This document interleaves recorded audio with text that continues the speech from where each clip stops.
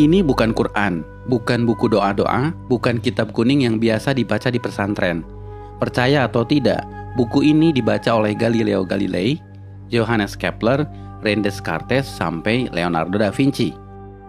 Judul aslinya dalam bahasa Arab adalah Al-Manazir, tapi kemudian diterjemahkan ke bahasa Latin menjadi Book of Optics. Ini adalah buku sains paling berpengaruh dalam sejarah sains di Eropa, bahkan seluruh dunia dalam bidang optik. Tanpa buku ini, mungkin sekarang tidak ada yang namanya kamera. Menariknya, buku ini usianya lebih dari 1000 tahun, tapi sampai sekarang masih relevan. Amazing is that we, all around the world, we talk about Newton as being the father of optics, and yet here we are, 1,000 years ago. Siapa penulis buku ini? Orang Barat menyebutnya Al-Hazen, sebutan Latin untuk Al-Haytham. Ya, beliau adalah Ibnu Al-Haytham, seorang ilmuwan muslim di abad ke-11, di mana ketika itu Islam sedang dalam masa keemasannya. Orang Barat menyebutnya the Islamic Golden Age.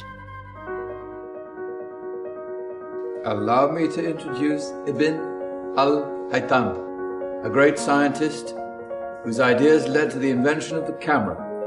You invented the camera? Mungkin bagi kalian, Ibnu Al-Haytham bukan siapa-siapa. Bahkan banyak muslim yang tidak kenal beliau. Tapi di Eropa, beliau sangat terkenal, disejajarkan dengan Galileo dan Newton, karena beliau adalah peletak dasar ilmu tentang cahaya. Sehingga Ibnu Al-Haytham disebut sebagai The Fathers of Optics. Karena itu pada tahun 2015, UNESCO pernah mengadakan perayaan The International Year of Light untuk mengenang 1000 tahun karya Al-Haytham. I am pleased to partner with the international organization 1001 Inventions to launch the World of Ibn al-Haytham Global Campaign to promote light science for the benefit of all. A groundbreaking scientist from 1,000 years ago, the life and work of Ibn al-Haytham have never been as relevant as they are today. Salah satu temuan Ibnu Al-Haytham yang paling merevolusi pandangan sains dunia ketika itu adalah bagaimana beliau menjelaskan cara mata kita bekerja. Sebelum adanya beliau, para ilmuwan Yunani seperti Plato dan Euclid percaya bahwa mata mengeluarkan semacam sinar ke arah objek untuk bisa melihat. Hal itu kemudian dibantah oleh Ibnu Al-Haytham. Justru matalah yang menangkap patulan cahaya sehingga kita bisa melihat. Bahkan beliaulah yang memetakan bagian-bagian mata yang berfungsi mengatur masuknya cahaya, seperti iris, pupil, kornea, dan retina. Temuannya ini bukan sekedar teori, Ibnu Al-Haytham membuktikannya dengan eksperimen. Bahkan eksperimennya yang bisa dibilang cukup sederhana ketika itu, menjadi dasar bagi penemuan kamera zaman sekarang, yang pada saat itu disebut kamera obscura. By the way, tahukah kalian, kata kamera berasal dari bahasa Latin yang artinya ruangan. Sedangkan obscura artinya gelap. Jadi kamera obscura artinya ruangan gelap. Dinamakan seperti itu karena Ibnu Al-Haytham melakukan eksperimennya di ruangan gelap saat beliau dipenjara. Beliau dipenjara karena penguasa Mesir pernah memanggilnya untuk mengatasi banjir Sungai Nil. Namun usahanya dianggap gagal dan sang raja marah, lalu memenjarakannya. Tapi saat di penjara inilah justru jadi momen bersejarah bagi Ibnu Al-Haytham dan bagi perkembangan dunia sains modern. Salah satunya adalah penemuan kamera obscura. We have a beautiful view of a nice church just outside the window here. Now, if I close this blind, through this pinhole I created in this blind, I'll be able to capture an image of this church on this transparent screen. However, it's an inverted image, as Ibn al-Haytham explained and demonstrated. If I let this eye look through this pinhole, I'm gonna be able to see the image of the church again, inverted back on the retina.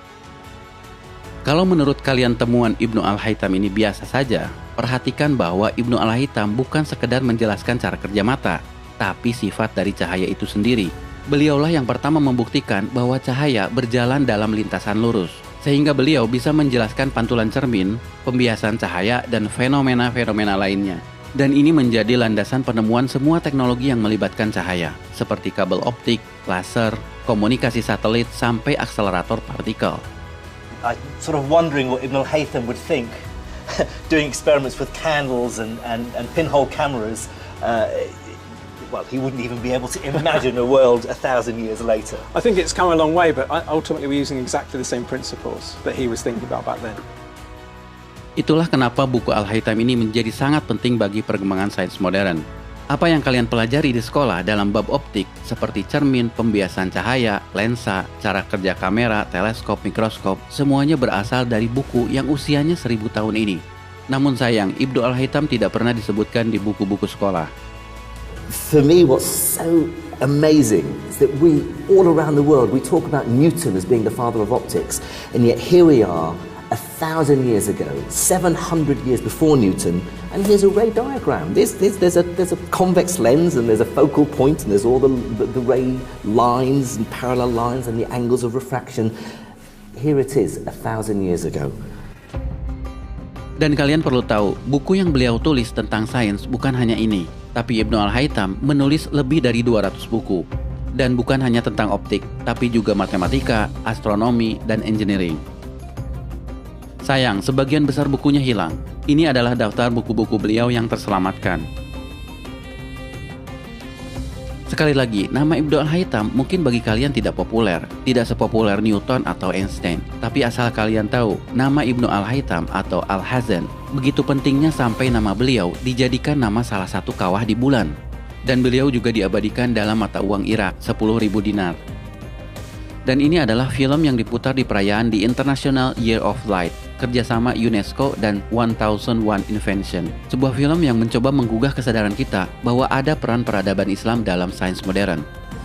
I found a way of projecting an image onto another surface through a small hole in a dark room, later called camera obscura.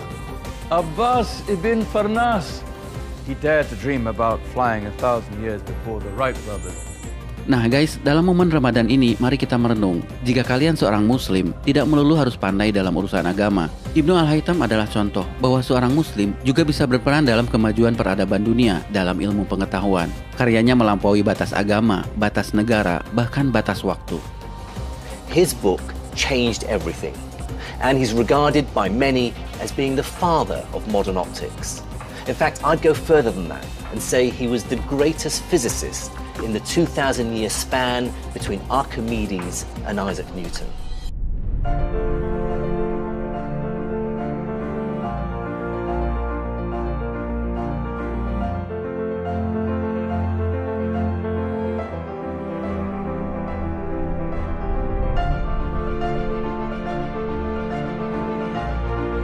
Oke guys, ngomong-ngomong soal peradaban, Rumah Editor bekerja sama dengan Parisada Peduli Umat Indonesia untuk membantu mereka yang kurang mampu untuk melanjutkan pendidikan.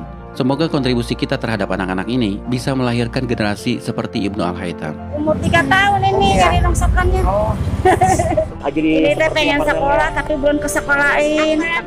P2U Indonesia adalah lembaga zakat, infak, dan sodakoh yang salah satu programnya adalah beasiswa pendidikan.